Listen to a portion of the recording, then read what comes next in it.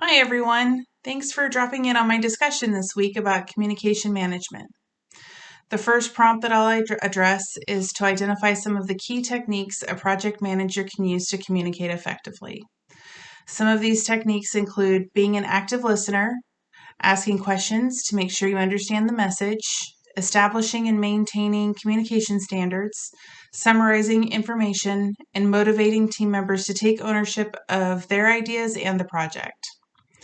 In addition to the techniques already mentioned, project managers should implement a communication plan, understand stakeholder needs, and understand how to effectively run meetings. Our next prompt asks us to identify the major components of the communication plan.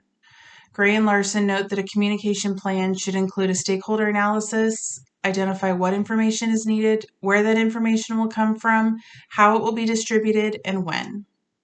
Stakeholders include several groups, such as project team members, sponsors, vendors, and other departments internal to the organization.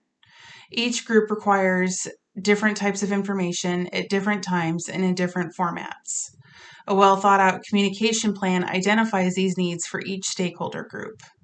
In addition to having a plan, project managers must also be well versed in the project status to be able to relay information for unplanned situations, as well as deconflict situations as necessary. When considering who is the most important person or group in the communication plan, I would argue that each group identified in the communication plan is equally important because they play a crucial role in the project. That's why they're there. And regarding who oversees the communication plan, I think that the project manager is the most integral person because their role is to monitor and implement the plan. They're the driver, so to speak. When communicating with teams and stakeholders, there are some do's and don'ts for project managers to consider. The do's include being intentional with messaging and communication, being trustworthy and authentic, and opening a dialogue with team members. Project managers should avoid limiting communication to a top-down flow, making team members feel like bystanders when making decisions, being reactive instead of proactive. Lastly, why is the communication plan so vital for success?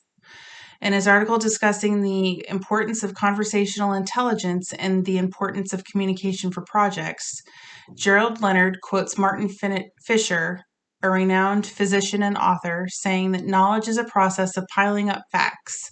Wisdom lies in their simplification. This quote is a perfect summarization of what the communication plan and project manager do.